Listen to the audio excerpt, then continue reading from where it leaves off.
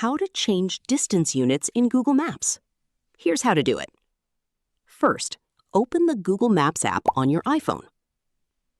Tap your profile picture in the top right corner. Next, tap Settings.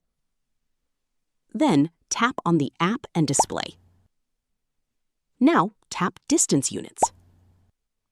You'll see options such as Automatic, Kilometers, and Miles. Simply select the unit you want to use. If you choose Automatic, Google Maps will use the standard distance unit based on your current region. Your changes are saved automatically and will be used for directions, navigation, and distance measurements throughout the app. And that's it! You've successfully changed the distance units in Google Maps on your iPhone. Thanks for watching. If this tutorial helped, don't forget to like the video and subscribe for more iPhone tips, app tutorials, and how-to videos.